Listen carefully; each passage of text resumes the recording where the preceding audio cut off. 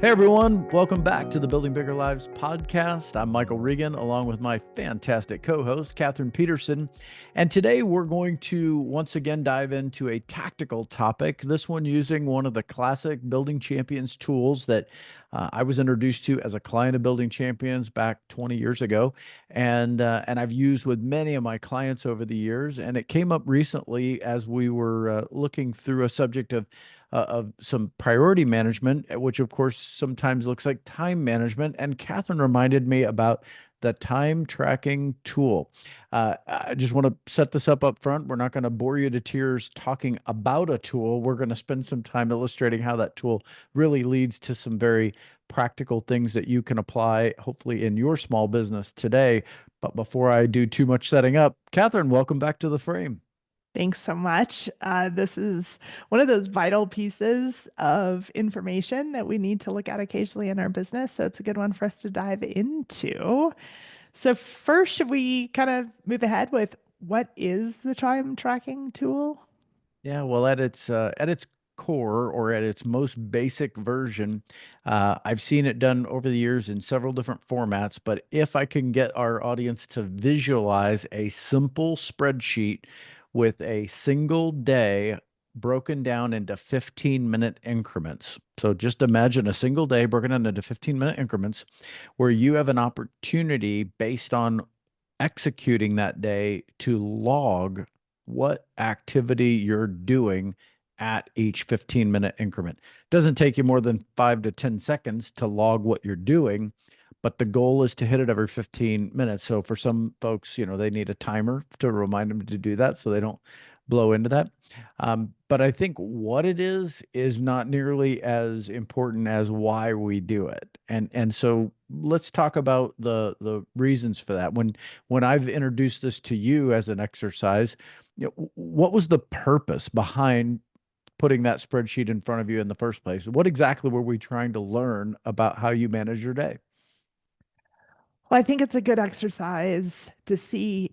I think that this is what I'm doing every day, but what am I actually doing every day? And to just kind of put some color on this, I don't know if you've ever had your kids look at, let's say, you might have a kid who says, "Oh my gosh, I'm not on Instagram ever." And you pull up the phone and pull up the time tracking tool on that. And you say, "Actually, you're on Instagram for 2 hours." But sometimes you just don't realize how much time you're spending on certain activities until you track it. So I think that that's kind of one of the biggest purposes is actually to look at it and say, "Oh, I have some a visual representation of my day, and now I can use that to move forward." Such a great answer. It reminds me that in general, the power of tracking exists in every aspect of the business that you operate. So I don't care if we're tracking time in this case, or if we're tracking finances in another place. Maybe we're tracking sales activities in another instance. Whatever it is that you're primarily responsible for in your business, if you're not tracking that data, to your earlier point, it's easy to create a narrative of some different version of reality because we're not often paying that close attention to exactly what's happening. And so we'll end up making excuses for why things didn't get done or why things aren't happening because maybe we're not aware of where our time is going. So I think your answer is a great setup, which is, hey, without tracking, we have no awareness, and without awareness, we can make no adjustments. So that's a great start. Okay, so when you've had a time tracking tool exercise, tell me a little bit about that experience. I mean, I'm sure you were just thrilled to get a spreadsheet to keep track of every 15 minutes. Tell our audience just how exciting that felt.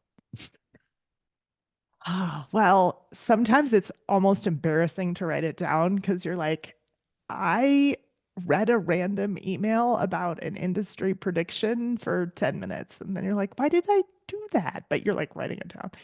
And it does get a little arduous because you do have to actually pay attention to what you're doing and then make a quick note. Now, sometimes that's pretty easy, but you do start to realize of, oh, maybe there's some focus issues going on in my brain. Maybe my day gets interrupted a lot.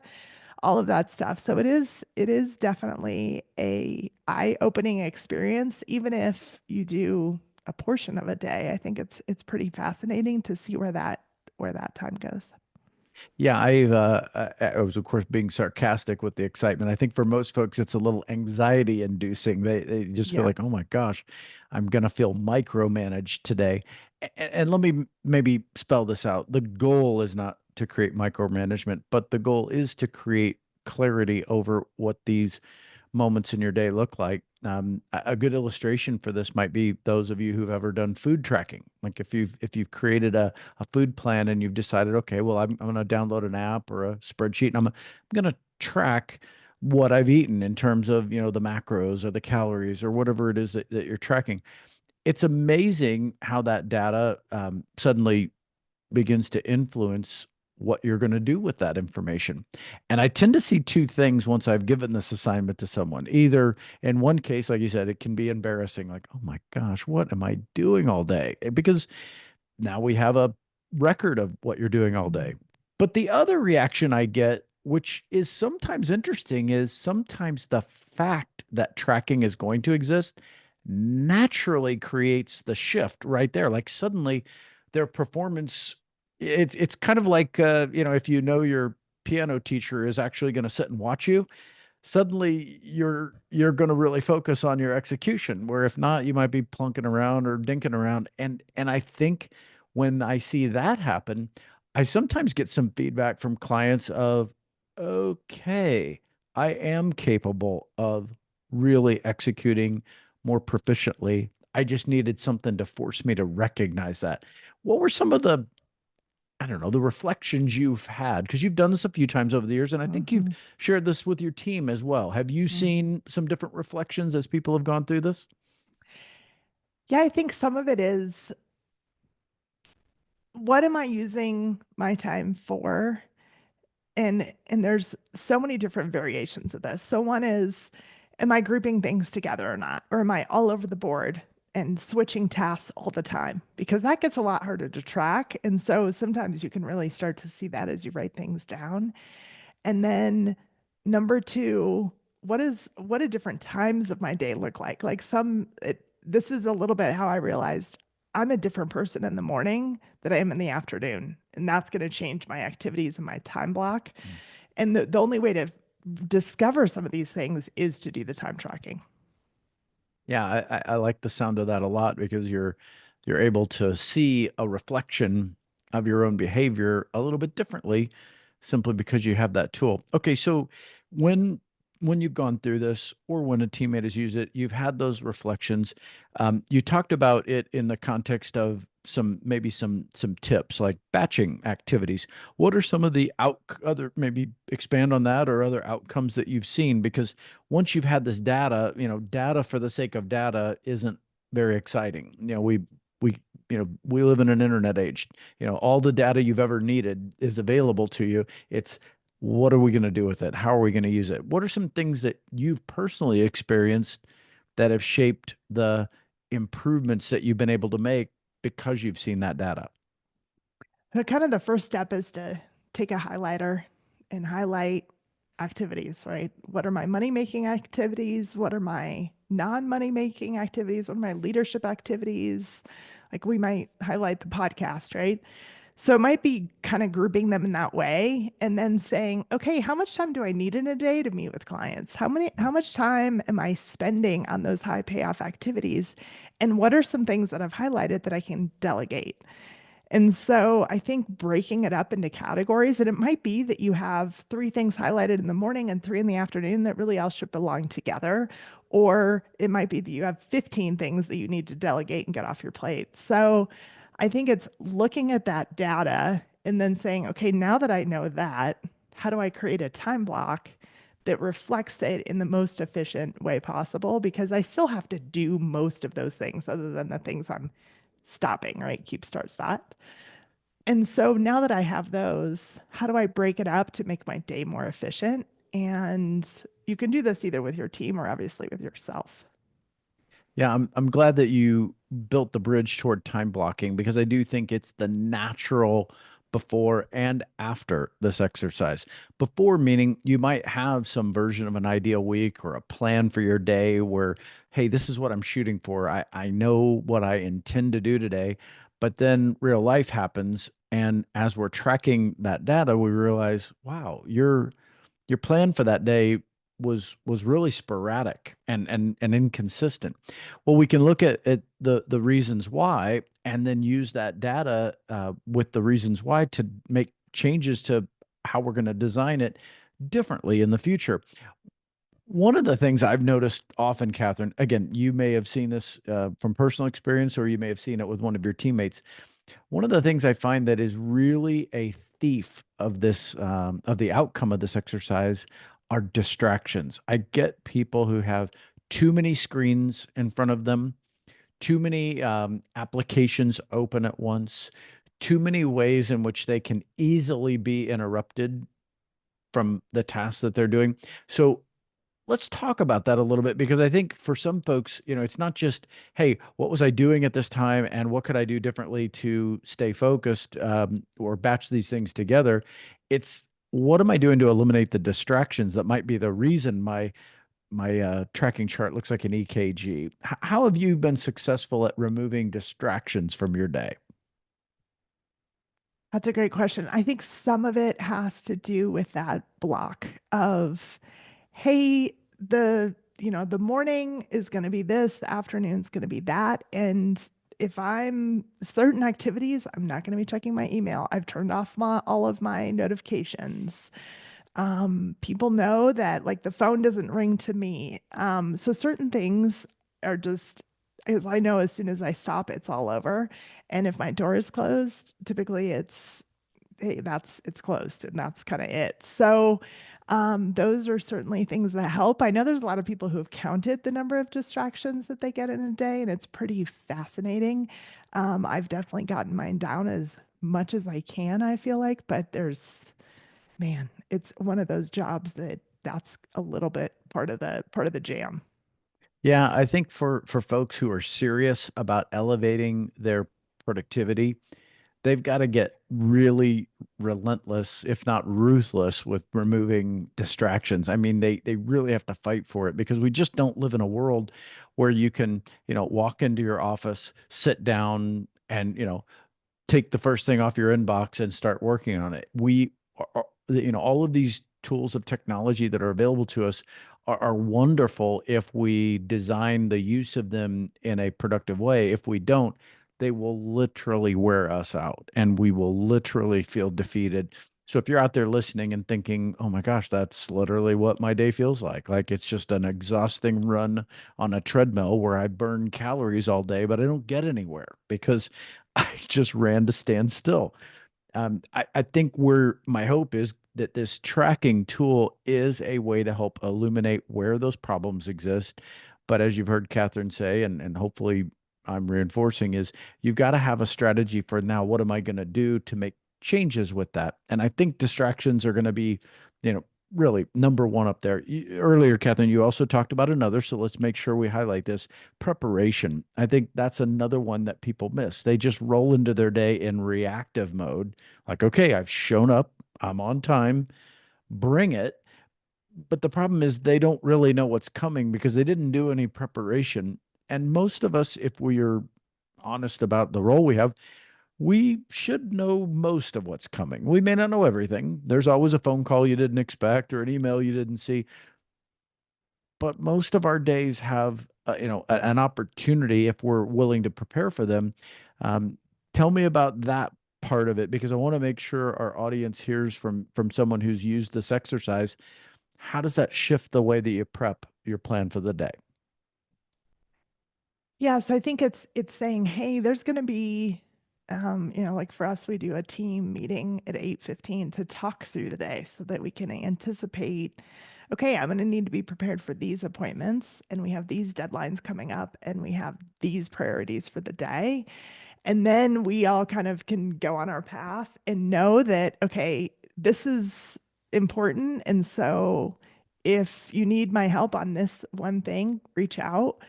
And then we try to ask permission, like, hey, do you have a few minutes if we chat, versus just calling every time someone needs something, but that once a day kind of puts it all together, which is essentially a time block so that there's less interruptions throughout the day, right?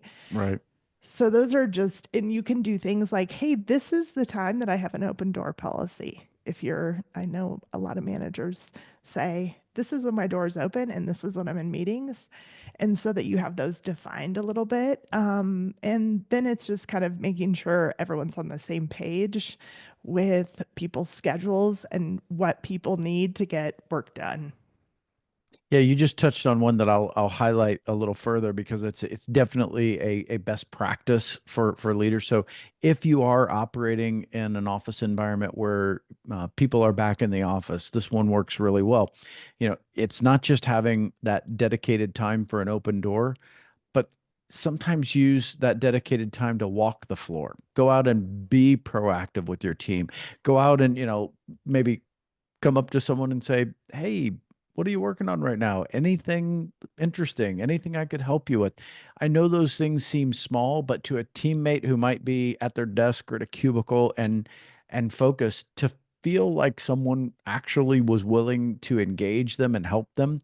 I mean, clearly, don't be a distraction, and I think this would go both ways. Hopefully, you've created some boundaries for your day, like you had said, Catherine. Hopefully, you've allowed for some boundaries for your teammates. One of the things I'm a big fan of, you do your huddle in the morning with your team, which I love that practice to set the tone for the day. I also love a window of time during the day where everyone is in do not disturb mode. We're all together highly focused on our high payoff activities, regardless of the role we have on the team. So if you're in a sales role, you're making sales calls. If you are in a processing role, you're managing the process. If you're, in the delivery part of the team, you're focusing on delivery. Whatever it is that you are responsible for, 90 minutes of uninterrupted time is such a great way to take the results of a time tracking activity and design something that makes people more effective and because they're more efficient. Um, Catherine, any other thoughts on this exercise that you want to make sure our audience hears? Because again, I want to make sure people know this is less about, checking boxes every 15 minutes and more Mhm. about what do we do once we have this information. Yeah, I would say so. Just because you're doing this doesn't mean you have to, let's say, broadcast it out to the world or make judgments about yourself. Look at it and say, hey, I'm taking this as a learning tool. I didn't realize that I spend an hour a day doing X. Can I group all that together instead of multiple times 15 minutes a day? So it's more about creating efficiencies and being aware of what you're doing, because if you can cut off, let's say you can actually work in 7 hours, what does that do to the rest of your productivity or the rest of your life? Can you go home earlier? Can you add something in that's really fun? Can you get the workout in? You probably can, because there's probably some inefficiencies in that. So look at it as a reward for what you can get if you can create some of that, um, just, I don't know, grouping, let's call it. Yeah, you're touching on a hot button for me. I haven't pressed on this with a client in a while, but there was a season where as the proliferation of social media was growing, if I saw scrolling social media show up in more than one of your 15-minute blocks during a workday, that's the first place I'm going to lean into for just what you said. Let's eliminate the excuse of why you can't eat a healthy lunch or get a walk in or get a workout in, because you might be just wasting some time somewhere that isn't as high of a return on your time as one of those healthier choices. And maybe that's where I'll land on this one as well is, we all confuse our excuses and our reasons on a daily basis. If you're not sure, just go home and ask your spouse. They'll be glad to tell you that you're capable of confusing them as well. But I really, like the idea that if whether they are excuses or reasons, I want to shift from reasons to results. And a tool like this allows me to illuminate those opportunities. Of course, you've got to be disciplined, but not everybody's a micromanager. Don't assume that all these things have to follow one formula or one path. Maybe be more of a macro manager. Maybe your time block looks like larger chunks of similar activities rather than small chunks of this to this to this to this. It probably depends a lot on your disc style. If you've got a high C in the mix and you're a bit more of a high D in the blend, maybe that tight time blocking works really well for you because that's your natural style. But if you're a high C with a high S in the mix, the minute somebody walks by and says, "Hey, Kathryn, got a minute?" You're going to naturally be drawn to say, "Oh, yeah. Hey, what's going on?" And only you later will carry the weight of, "Oh my gosh, I'm not getting my stuff done." So you have to know yourself. And if you're not going to be able to keep a system that works well for you, then create a system that does. Of course, this is what we do in coaching. We help people create and design that system. But I hope as you've listened to this episode today, we're at least getting the wheels turning for you on some creative ways to identify and root out some of those excuses that you might be making, that might be the reasons why you're not getting the results, and ultimately taking a few of these tips and putting them into practice. Kathryn, I feel pretty good about time tracking. Any closing thoughts from you? No, I think if you're feeling like, wow, I need to create some room in my day, it's a good time to do it. Don't hesitate and just get it done. Pick a day and do it. Yeah, I've got clients who have done this once and it changed the trajectory that we work on forever. I have others that do this quarterly because they just realize life starts leaking and so do my habits. So I just need to regularly do this. You'll figure it out based on your need, but I'm glad we could introduce you to today. And if you need more help beyond just the way we describe the tool, of course, I'd be happy to provide a template for you. Don't hesitate to reach out. You know how to reach us in the show notes, but that's going to put a wrap on today's episode of Building Bigger Lives. As you know, you can find these episodes on several platforms, so feel free to share one, whether you're on Apple, whether you're on Spotify, whether you're on Amazon. We love having other people invited into our audience. And if you found value, please consider writing a review for us on the podcast platform that you're using. Those reviews help other people know what kind of value they might expect and give them a reason to tune in and subscribe as well. We'll see you on another episode of Building Bigger Lives soon. Hope you have a great rest of your day.